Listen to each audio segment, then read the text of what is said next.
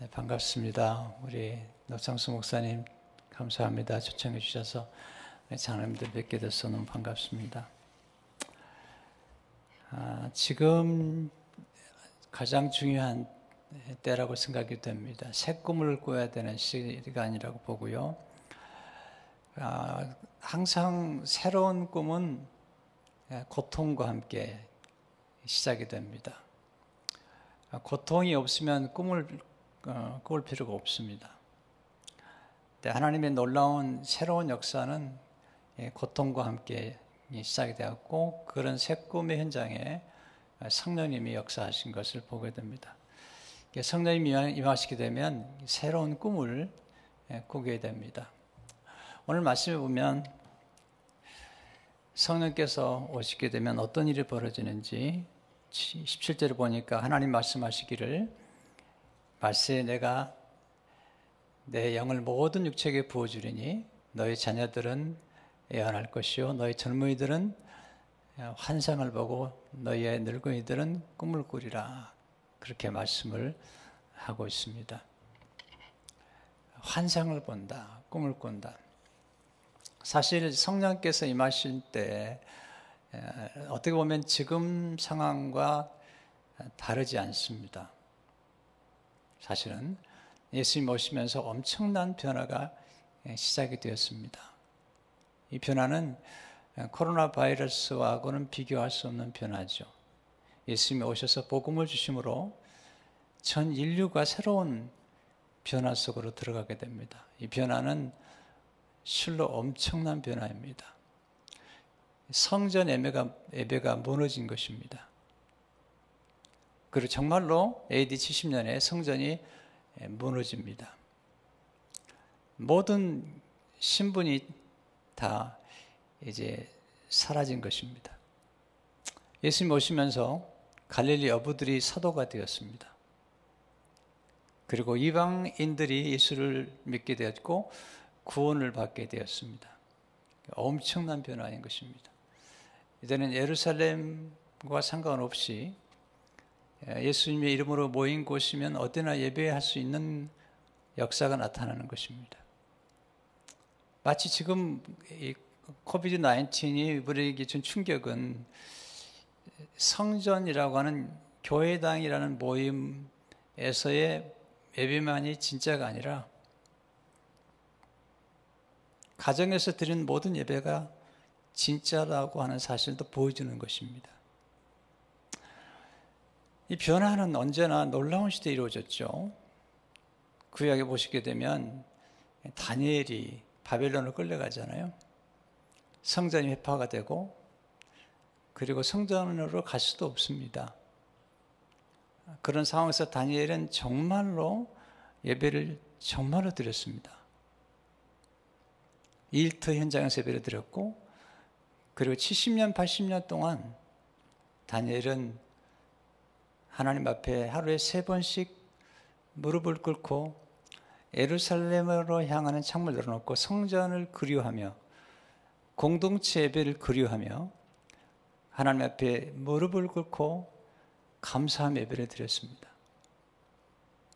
지금 우리는 몇 개월 동안 이렇게 공동체 예배를 드리지 못하는 것 때문에 굉장히 아쉽고 힘들어하고, 목회자들이 더 힘들어합니다. 저도 굉장히 힘듭니다.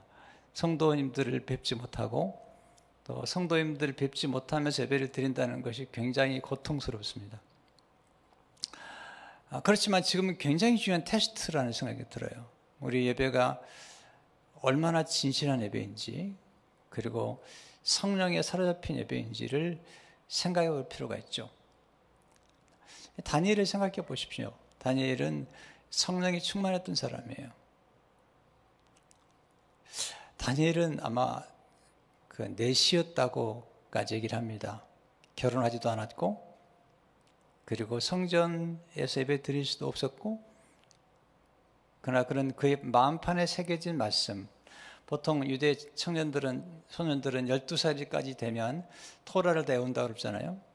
거기다가 특별히 다니엘이 가지고 있었던 말씀은 에레미야의 말씀이죠. 70년이 지나면 다시 회복될 거라는 회복의 메시지를 가슴에 품고 그는 기도하고 예배를 드렸습니다. 과연 우리가 지금 각 처소에서 예배를 드릴 때 다니엘처럼 무릎을 꿇고 성전을 향한 창문을 열어놓고 하나님의 성산과 공동체 예배를 그리워하면서 진지하게 무릎을 꿇고 기도하면 죽는 걸 알고도 그렇게 예배할 수 있는 그런 다니엘의 예배가 지금 우리에게 필요하다는 생각이 들거든요. 오늘도 우리 찬양팀이 찬양을 하는데 우리 자매님들이 눈물을 흘리면서 하나님을 찬양하는데 참 많이 감동이 되네요. 오늘 은혜 많이 받고 가게 되었습니다. 너무 감사합니다. 네. 쉬운 게 아닙니다. 우리 마음속에서 감동의 눈물이 나온다는 것은 굉장히 놀라운 역사인 것입니다. 주님이 오시면서 모든 게 변화됐습니다. 자, 보세요. 코로나 바이러스는, 코비드-19는 파괴적입니다. 사람을 죽이죠. 또 사람들과의 접촉을 하지 못하게 만들죠. 그리고 대면하지 못하게 만들죠. 그러나 예수님이 오시면서 이런 모든 변화들이 살리는 변화로 변화가 되는 것을 보게 됩니다. 그러나 예수님이 오시면서 정말로 놀라운 변화죠. 왜냐하면 헬라인이나 유대인이나 차별이 없게 되었고 남자나 여자나 차별이 없이 구원을 받게 되었습니다. 그리고 이방인들도 성령을 받게 되는 이런 놀라운 역사가 나타나는 것입니다.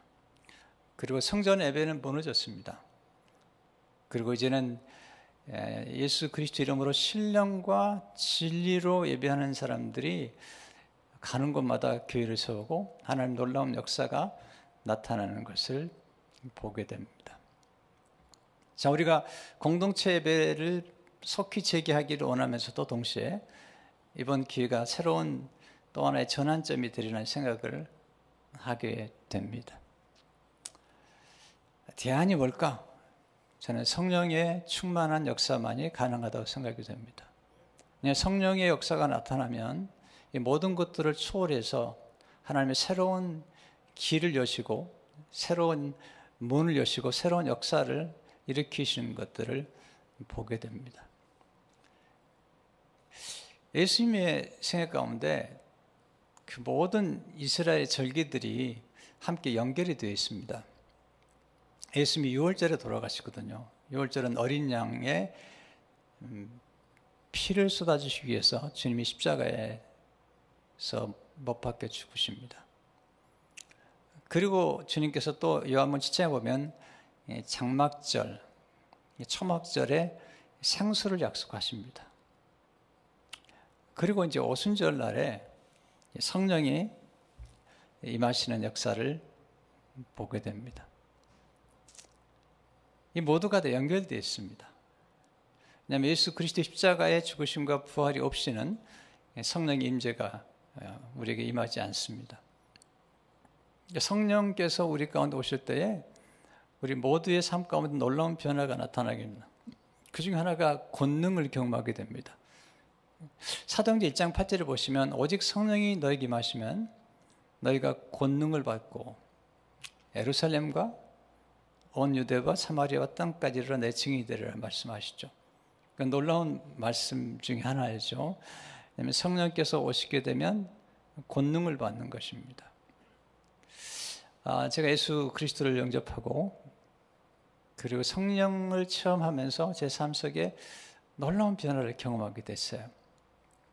성령의 그런 그 경험과 체험이 제 삶을 완전히 바꿔놓는 경험들을 하게 됐습니다. 어떻게 보면 그 예수 믿고 구원받은 그 확신과 증표를 성령 체험을 통해서 제가 경험을 하게 됐습니다. 한번 철학 기도를 하는데 그때는 주로 이제 그 다락방 같은 조그만 데서 기도를 하는데 성령의 은혜를 체험하기 시작하면서 제가 이렇게 은사를 경험하는 경험들을 하게 됐습니다. 그리고 그 당시에 성령 충만한 교회였는데 그렇게 귀신 들린 사람들이 교회 오게 되면 귀신을 예수 이름으로 쫓아내는 경험들을 많이 하게 됐습니다. 그때가 고등학교 1학년, 2학년, 그리고 3학년 그 무렵입니다. 굉장히 많은 경험을 하게 됐어요. 특별히 이 귀신을 예수 이름으로 쫓아내는데, 저는 신학교도 가지 않았는데 예수 이름으로 귀신이 떠나가고, 또 하나 경험하는 것은 그 귀신이 정말 그 십자가 찬양을 싫어하더라고요. 귀신인 사람들 앞에서 찬양을 드릴 때 특별히 십자가 찬양과 보혈 찬양을 하면은 귀신이 막 소리를 질러요. 나가겠다고. 그만 찬양하라고. 그런 경험들은 제게는 참 놀라운 경험이었습니다. 아, 예수 이름이 정말 놀라운 권세가 있구나. 또 예수님의 보혈을 찬양하는 게 얼마나 놀라운 능력이 있는지, 그리고 이 십자가 찬양이 얼마나 놀라운지를 제가 직접 경험을 하게 된 것입니다. 뿐만 아니라 성령의 능력을 찬양하게 되면 또 사탄이 너무 싫어하는 것을 보게 되었습니다. 결국은 이 우리 삶 가운데 초자연적인 역사와 초월적인 역사를 경험하면서 이 전체를 보는 세계가 완전히 달라지기 시작하는 것입니다. 제자들이 예수님을 믿었습니다. 예수님을 만나서 복음을 경험했죠. 그러나 그들은 십자가 앞에서 다 무너졌어요. 예수님을 부인하고 예수님을 다 도망갔습니다. 근데 성령께서 임하시면서 그들이 권능을 받기 시작합니다. 권능을 받으면서 사도들이 변화가 나타나는 것을 경험을 하게 됩니다. 예수님께서 예루살렘을 떠나지 말라고 말씀하세요. 그리고 이렇게 말씀하시죠. 성령이 임하실 때 권능을 받게 된다고 말씀하시는 거예요. 근데 왜 예루살렘을 떠나지 말라고 할까? 이게 굉장히 중요한 거죠. 제가 이번 주일날도 마침 말씀이 그 연결이 되기 때문에 교회에서도 말씀을 드릴 계획을 가지고 준비를 하고 있는데, 예수님이 예루살렘을 떠나지 못하게 하세요. 그러니까 갈릴리에서 제자들을 선택하셨는데, 예수님께서 십자가에 죽으신 것도 예루살렘에서, 그리고 부활하신 것도 예루살렘에서, 그리고 승천하실 때도 바로 예루살렘에서 승천하시죠. 감람산. 근데 예수님께서 제자들에게 말씀하시죠. 고향으로 돌아가지 마라. 갈릴리로 돌아가지 말고 예루살렘에서 기다리라. 왜냐하면 성경은 이런 그 상징이나 장소가 굉장히 중요한 역할을 하게 됩니다.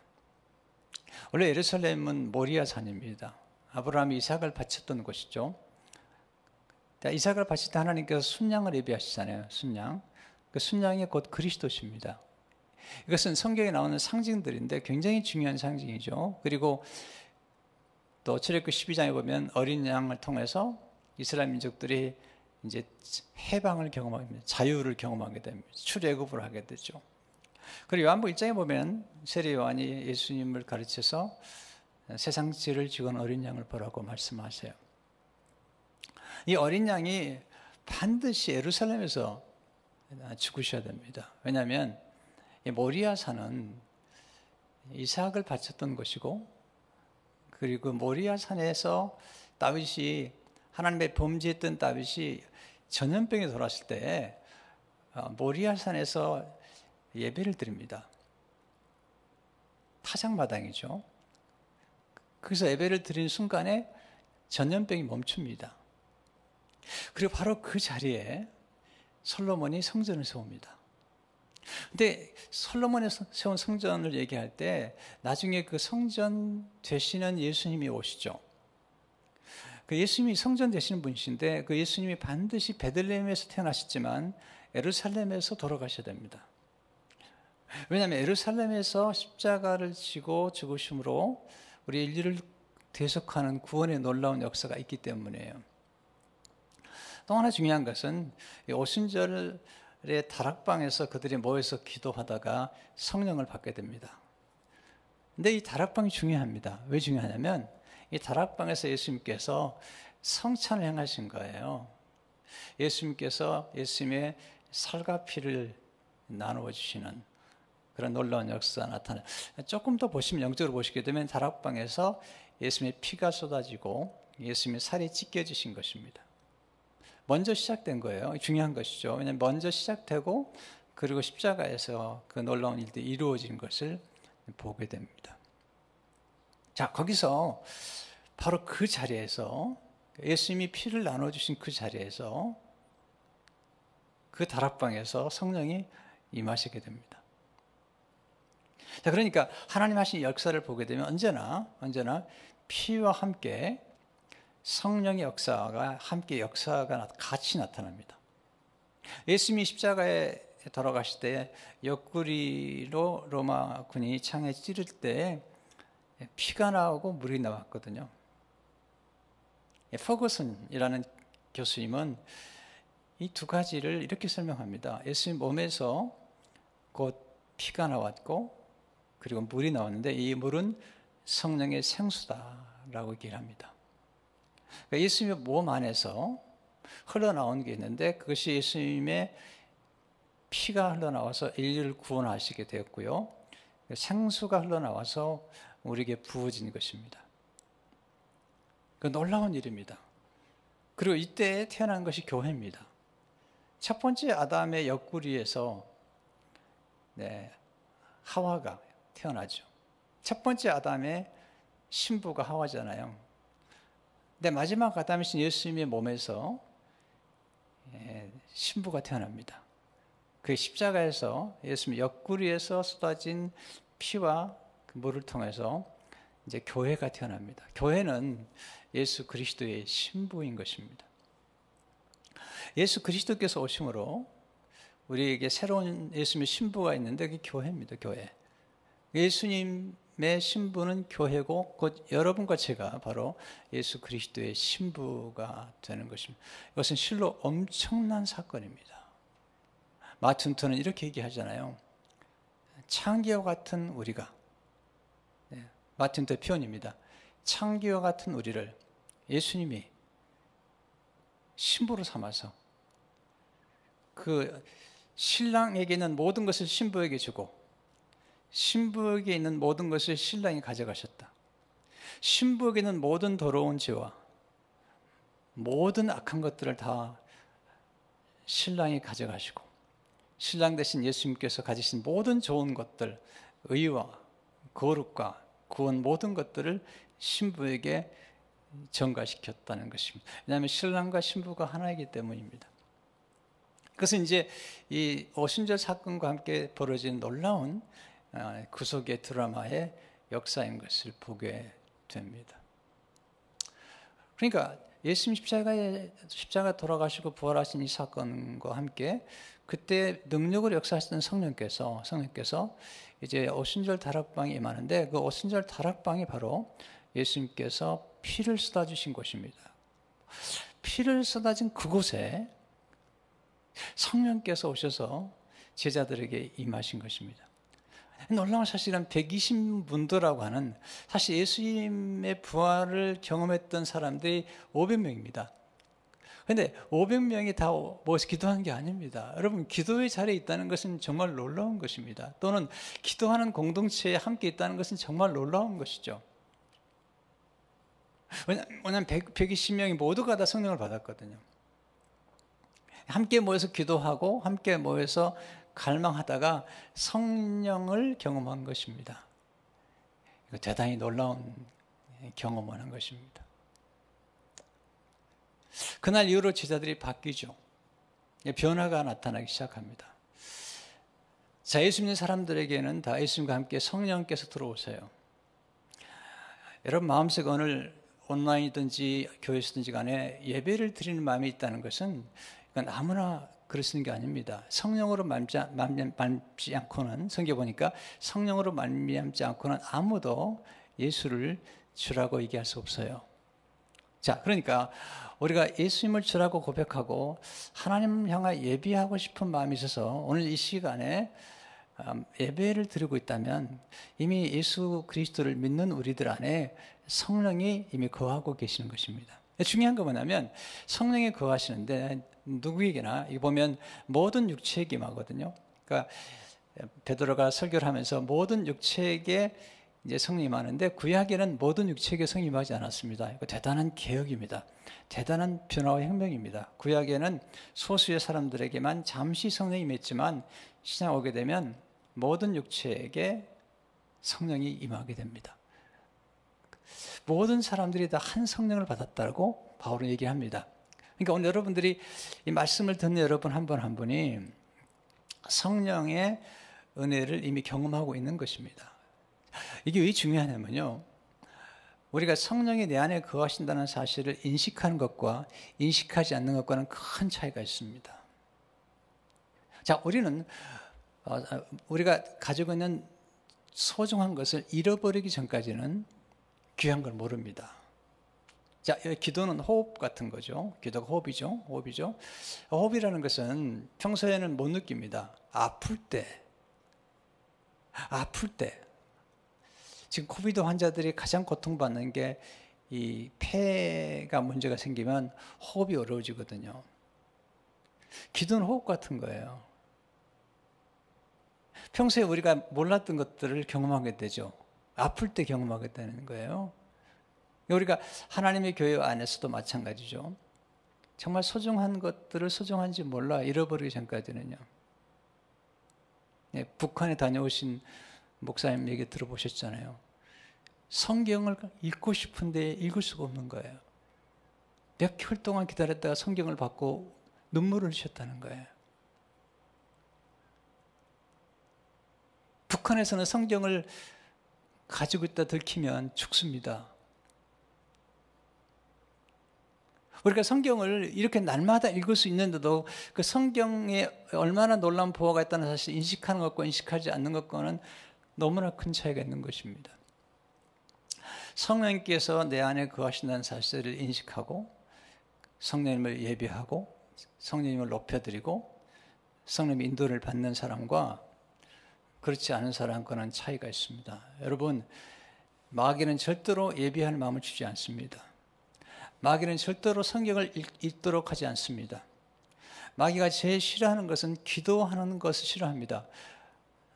최득이라는 목사님은 마귀는 우리가 무릎 꿇는 것만 봐도 떤다는 것입니다. 우리 안에 성령께서 거하신다는 사실은 뭘 의미하냐면 우리 마음속에 갈망이 있는 것입니다. 예배하고 싶고 기도하고 싶고 성경을 읽고 싶고 이런 갈망들이 많이 있습니다. 그런데 이 갈망만 가지고 안 됩니다. 제자들을 보니까 1시간도 기도를 못해요. 예수님께서 말씀하시죠. 내가 1시도 기도를 못하는구나. 근데 성령을 받은 다음에 바뀝니다. 삶이 바뀌어버립니다. 사도행전 1장, 2장으로 쭉 흘러가 보면 제자들이 완전히 바뀌어버립니다. 제일 먼저 바뀐 게 그들이 꿈이 회복이 됩니다. 제자들이 꿈이 이렇게 회복이 됩니다. 베드로는 예수님의 십자가 앞에서 무너져 내렸습니다. 근데 성령을 받으면서 새로운 꿈이 회복이 됩니다. 그리고 담대히 하나님의 말씀을 증거하기 시작합니다. 놀라운 변화죠. 또 하나 변화는 기도의 역사가 나타납니다. 그래서 사도행전 3장에 보게 되면 그들이 기도하러 올라갑니다. 이게 변화가 일어납니다. 그리고 기적을 경험하기 시작합니다. 가장 놀라운 사실은 꿈을 꾸게 되면 과거를 초월하게 됩니다. 또는 환경도 초월하게 됩니다. 이게 성령의 초자연적인 초월적인 역사가 우리에게 경험되는 것이 지금 우리 시대는 가장 중요하고 수많은 문제와 난관에 있지만은 이 성령의 역사가 우리에게 찾아오게 될 때 놀라운 변화를 경험하기 시작하게 됩니다. 저는 예수 믿고 이제 목회자의 길을 가면서 제게 가장 필요한 게 뭔가를 많이 생각해 봤습니다. 근데 그 중에 하나가 성령의 능력을 경험하는 게 정말 정말 간절히 필요하다는 사실을 많이 경험을 했어요. 제가 이제 성령 사역을 하는 분들 가운데 좀 잘못된 길로 가는 분들 많이 만났기 때문에 한때는 말씀 묵상 쪽으로 많이 집중을 했습니다. 어느 날 제게 하나님 깨달음을 주셨습니다. 성령님과 함께 사역하라. 네, 제 삶 속에 놀라운 변화가 나타나기 시작했습니다. 성령의 역사를 체험하면서 목회가 굉장히 달라졌습니다. 왜냐하면 성령께서 임하시면서 여러 가지 변화들이 제게 일어나기 시작하는 것입니다. 사실은 육신의 힘만 가지고 사역하는 건 참 어렵습니다. 우리가 능력을 경험하지만 능력에도 디멘션이 각각 다르거든요. 차원이 다르지 않습니까? 여러분, 무기만 해도 이제 칼이 있었죠. 칼이 있었지만 칼이 절대로 총을 이길 수가 없습니다. 칼과 총은 다른 디멘션입니다. 총이 있었죠. 근데 총과 이 대포하고는 또 다릅니다. 이 디멘션이 다른 것입니다. 미사일 다르죠. 나중에 이제 일본이 이제 진주만을 폭격했을 때 그때 놀라운 무기를 터뜨리죠. 네. 핵폭탄이죠. 완전히 디멘션이 다릅니다. 손을 들어버린 것입니다. 물론 이런 무기들은 다 파괴적인 것이죠. 근데 성령의 역사도 마찬가지죠. 우리가 하나님의 은혜를 체험할 때 어떤 디멘션을 가지고 임하느냐라고 할 때에 육의 힘만 가지고 일하는 것하고 성령의 능력을 따라 주님을 섬기는 것하고는 굉장히 큰 차이가 나타납니다. 육의 힘만 가지고는 성령의 열매를 맺을 수가 없습니다.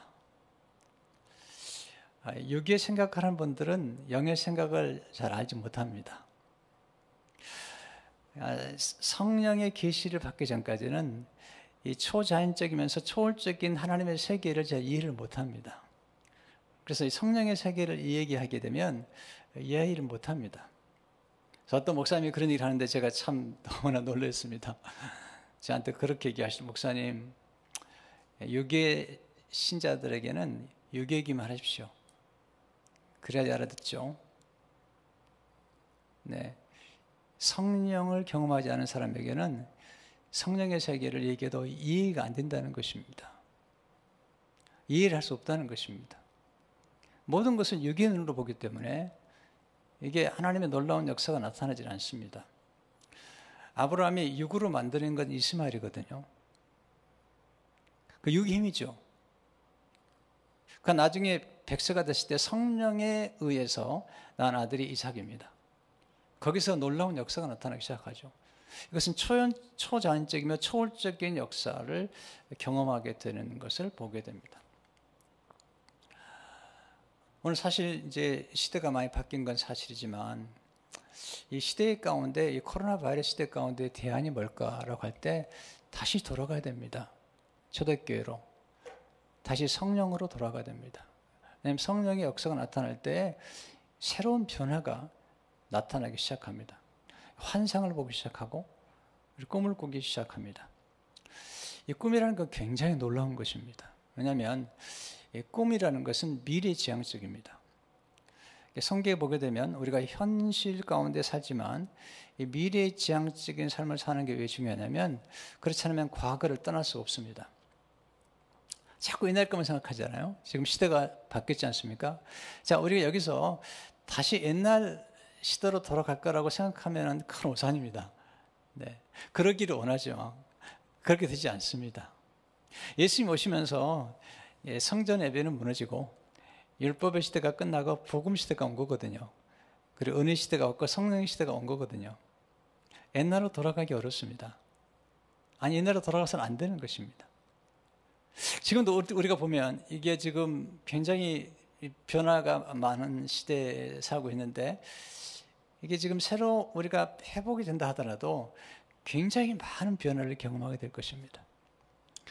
최근에 이제 그 예배를 잘 모여서 드리지 못하니까 줌으로 우리도 많은 모임을 갔는데 줌으로 모임을 갖는 중에 참 놀라운 경험을 했어요. 선교사님들을 줌으로 만나가지고 함께 교제하고 기도하는 시간을 가졌습니다.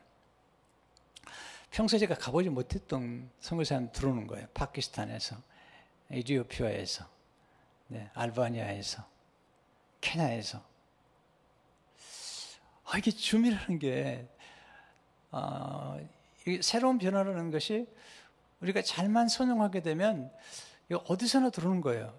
인도네시아에서 들어와서 같이 교제하고 같이 함께 기도하는 시간들을 가졌는데 이게 이전에 못했던 것들을 경험하고 있는 것입니다.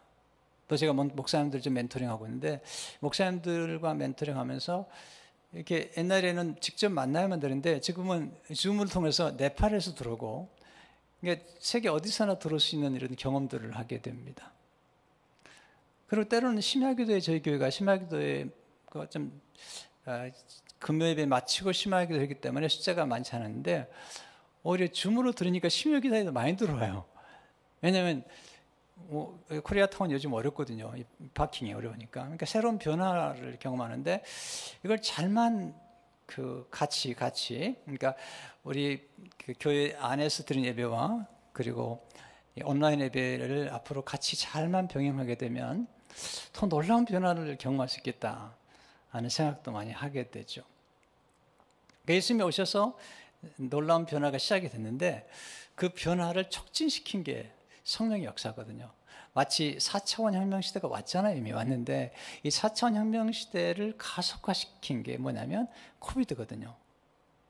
근데 이 코비드의 문제는 사실 좋지 않은 쪽으로 우리에게 피해를 준 것이지만 예수 그리스도님께서 오시고 성령께서 오셔서 하신 일들은 뭐냐면 우리 삶 가운데 우리를 살리는 것, 우리를 회복시키고 치유하고 그리고 복음의 놀라운 역사를 경험하도록 만드는 이런 변화가 성령의 놀라운 역사 가운데 나타나는 것들을 보게 됩니다. 자, 여기서 중요한 게 있습니다. 과연 우리가 성령의 충만함을 사모하는지, 성령의 충만함을 사모하는지가 중요한 것입니다. 제자들이 예수님의 약속을 믿었습니다. 예루살렘을 떠나지 않았습니다. 예수님께서 말씀하셨습니다. 성령 받기 전까지는 선교도 하지 말고 전도도 하지 말라고 말씀하신 거거든요. 근데 우리가 보면 얼마나 많은 사람들이 성령 없이 일하는지 몰라요. 이게 놀라운 일입니다. 네, 수제는 폴머라는 분 이런 얘기를 했습니다. 많은 사람들이 기름을 태우지 않고 심지를 태우고 있다는 겁니다. 그러니까 연기가 가득 찬 것입니다. 하나님의 교회가 성령의 기름에 의해서 이 불이 타야 되는데 기름이 없으니까 심지를 태우다 보니까 연기가 나는 것입니다. 약간 시끄러운 것입니다. 숨을 쉬기 어려운 것이죠. 성령은 생기처럼 역사하시면서 우리 가운데 신선한 바람으로 역사하시거든요. 성령이 오셔서 바람을 불고 우리에게 불을 붙여주시면 놀라운 변화들을 경험하게 되는데 이런 변화들을 우리가 사모하면 이 성령의 부흥이 일어나기 시작하면은 이제는 이 모든 환경을 초월할 수 있는 놀라운 일이 나타나기 시작합니다. 자, 예수님 오셔서 어떤 변화가 나타나냐면 예수님이 오셔서 말씀하실 때 백부장의 종을 고칠 때 시간과 공간을 초월하시거든요. 말씀을 보내셨거든요. 우리가 코비드를 만나기 전까지는 이렇게만 얘기했습니다. 온라인 예배가 예배냐고. 네, 그 예배 아니라고. 이렇게 얘기했지만 지금 그렇게 얘기하는 사람은 아무도 없습니다. 오히려 온라인 예배 가운데 성령 체험하고 병이 낫고 놀라운 기적을 경험하는 일들이 생기기 시작합니다. 왜냐하면 하나님께서 말씀을 통해서 시간과 공간을 초월해서 말씀을 보내셔서 그리고 각 가정마다 예배를 부활시키는 이런 놀라운 일들이 이루어지고 있거든요. 이게 놀라운 경험은 뭐냐면 이제 가정의 예배가 살기 시작하면 우리가 다시 모여서 공동체 예배를 드리게 될 때 더 놀라운 불을 경험하게 됩니다. 그동안에 가정의 예배의 불이 꺼졌었는데 이번 기회에 다시 가정마다 예배를 드리는 불이 생긴 것입니다. 그 불이 함께 모여서 이제 공동체 예배가 되기 시작하면 더 놀라운 은혜들을 경험하는 것들을 볼 수가 있습니다. 그래서 우리는 기도할 때 성령의 충만함을 위해서 기도해야 됩니다. 그리고 성령의 충만한 역사를 경험할 때에 이 새로운 변화가 나타나기 시작합니다. 제 개인적으로는 이제 성령의 은혜를 경험하면서 이렇게 제가 생각하는 제 인간의 한계를 훨씬 뛰어넘는 그런 경험들을 많이 하게 됐습니다. 여기 보면 성령이 위로부터 임하는 성령이 계신데요. 위로부터 성령이 임한다는 것은 뭐냐면 뻗어나가게 됩니다. 제가 목회를 하면서 굉장히 움츠리는 목회를 많이 했어요. 89년도에 교회를 개척하고 이제 움츠리는 목회를 하다가 제가 성령의 능력을 구했습니다. 성령의 능력을 구하면서 이게 뻗어나가는 경험을 하기 시작했어요. 신비로운 경험을 제가 하게 된 것이죠. 네. 그리고 성령의 역사를 체험하는 그런 경험을 하면서 이게 그 복음 역사나 또 영향력들이 이게 뻗어나가는 것들을 제 개인적으로 많이 경험을 하기 시작했습니다. 또 하나 성령의 언어 가운데 하나가 꿈이거든요. 환상과 상상인데 이렇게 바라보는, 그러니까 아브라함에게 그 별들을 바라보라, 티끌을 바라보라 이렇게 말씀하실 때 이 바라보는, 그러니까 이 이미지네이션, 홀리 이미지네이션, 거룩한 상상을 통해서 꿈을 꾸는 것들이 이게 놀라웠게 이게 이루어지는 것들을 많이 보게 됐습니다. 그러니까 이것은 인간적인 생각이 아니고요. 하나님의 성령께서 오셔서 꿈을 주시고 성령의 언어 가운데 하나가 상상이거든요. 이것은 우리 인간의 노력을 뛰어넘습니다. 자, 요셉이 성령을 받았거든요. 때문에 한 인간으로서 모든 걸 뛰어넘습니다. 다윗도 마찬가지입니다. 엘리야도 마찬가지입니다. 엘리사도 마찬가지거든요. 그러니까 우리가 성령의 은혜를 받게 되면 인간의 모든 한계나 상황을 초월할 수 있는 역사가 나타납니다. 다니엘도 마찬가지잖아요. 그러니까 성경에 나타난 인물들 가운데 하나님이 요긴하게 쓰셨던 인물들의 특징이 뭐냐면 그들 속에 성령의 놀라운 역사가 나타나기 시작하는 것입니다. 거기서 제가 이제 이게 성령의 도우심을 따라서 꿈을 꾸고 그리고 환상을 가진 것들이 굉장히 놀라운 역사를 경험하게 되었습니다. 제가 고난이 없었다는 얘기는 아닙니다. 네, 예수님께서 성령 충만 받은 다음에 마귀의 시험을 받으러 간 것처럼 제가 성령의 은혜를 체험하고도 많은 고난이 있었습니다. 그러나 그런 고난은 목회자에게는 필수였습니다. 네, 그러나 그런 고난을 통해서 하나님의 성령의 은혜를 더 경험하기 시작했습니다. 그리고 그 고난을 통해서 꿈을 꾸기 시작했고 그 꿈들이 놀라웠게 이 역사가 되는 것들을 많이 보게 되는 것입니다. 그래서 우리가 사모해야 될 것 중 하나가 뭐냐면 성령의 능력, 위로부터 임하는 능력을 사모해야 되는데 이 능력은 통성기도가 중요한 것 같아요. 그래서 제가 이제 이 성령의 능력을 사모해서 통성기도를 참 오래 했습니다. 특별히 새벽기도 마치면 이 마이크에 대고 아주 강력한 기도를 하고 심지어는 방언 기도를 하고 그렇게 통성 기도를 많이 하게 되는데 그때 그런 능력을 좀 많이 체험을 하게 됐습니다. 또 하나 성령 역사 가운데 하나는 우리 안에서 역사하시는 것입니다. 예수님께서 사마리아 여인에게 내 속에서 영생하도록 솟아나는 샘물이라고 말씀하셨거든요. 그리고 요한복음 7장에 보게 되면 내 안에서 내 배에서 생수의 강이 흘러가라고 말씀하셨거든요. 굉장히 중요한 메시지죠. 왜냐하면 예수님의 몸은 교회인데 예수님의 몸에서 에스겔 47장에 보면 예수님의 몸에서 생수가 흘러나가죠. 성전에서. 또한 지금 여러분 한 분 한 분이 곧 성전입니다. 때문에 여러분 한 분 한 분이 여러분 한 분 한 분의 배에서 생수의 강이 흘러나가는 거거든요. 근데 우리 안에서 성령의 역사가 나타날 때 몇 가지 특징이 있습니다. 뭐냐면 예수님의 성품을 닮아가는 이런 성품의 변화가 일어나기 시작합니다. 우리 속사람이 예수의 형상을 닮기 시작합니다. 사람이 많이 바뀝니다. 네. 또 속사람의 역사가 나타나는 것은 뭐냐면 내면의 어떤 고요함 같은 게 생기기 시작합니다. 내적인 힘이죠. 이런 것들이 삶 속의 변화가 나타나기 시작합니다. 그래서 우리가 성령의 도우심을 구할 때도 우리 위에 임하는 능력, 이 능력은 제가 볼 때는 주로 통성기도가 좋은 것 같아요. 예, 이런 기도할 때 성령의 강력한 역사들이 모이는데 그 120명이 모여서 그렇게 기도했거든요. 합심기도와 그리고 그런 강력한 기도가 나타날 때 성령이 그런 경험을 했고요. 또 하나 우리 내면에 흐르는 역사하는 성령의 능력은 평소에 이제 조용하게 침묵하며 기도할 때, 이 두 가지가 제가 볼 때는 같이 가는 거죠. 침묵 기도를 하면서 내면의 고요함과 그리고 성령의 영감을 받게 되고 그리고 하나님의 음성을 듣게 되는 그런 경험을 하게 됐어요.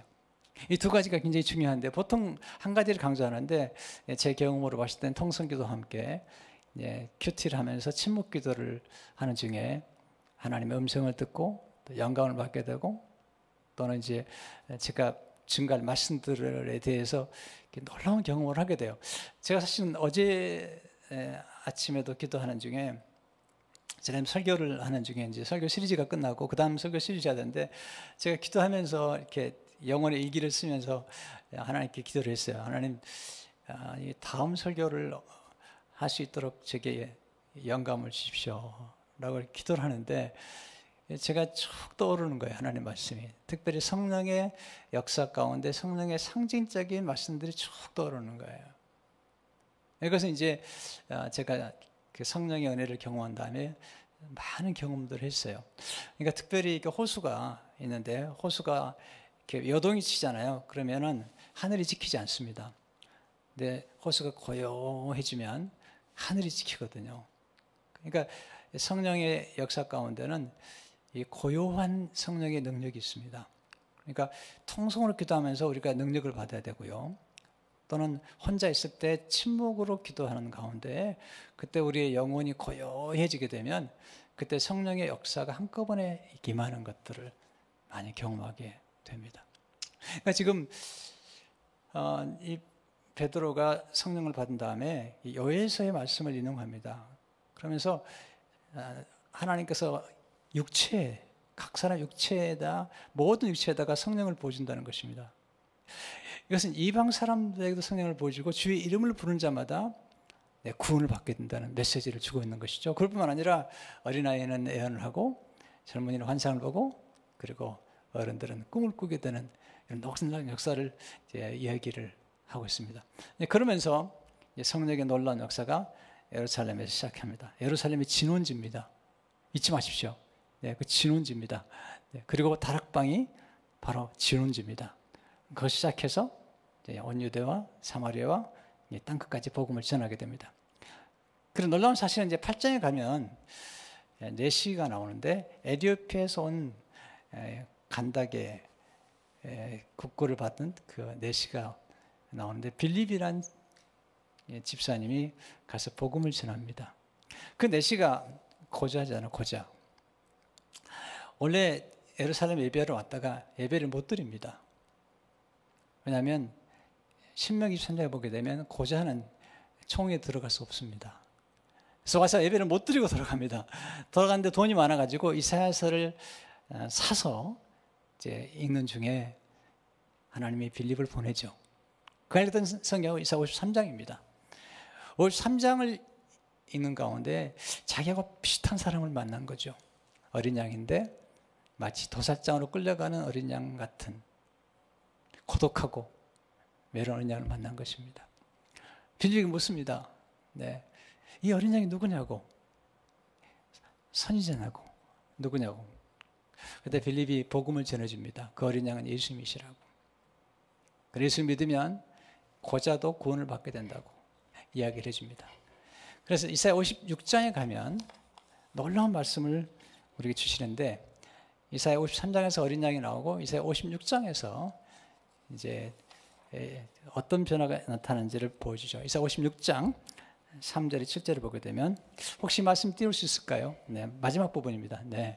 여호와께 나팔 이방인은 말하기를 여호와께서 나를 그의 백성 중에서 반드시 갈라내시라 하지 말며 고자도 말하기를 나는 마른 나무로 하지 말라.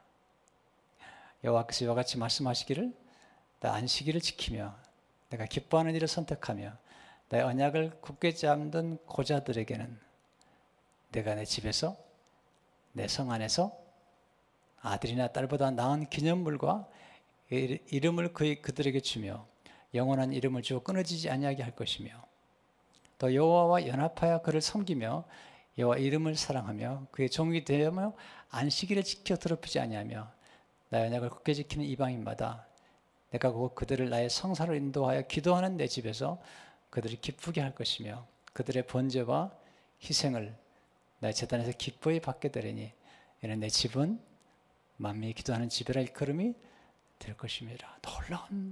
놀라운 복음을 듣고 갑니다.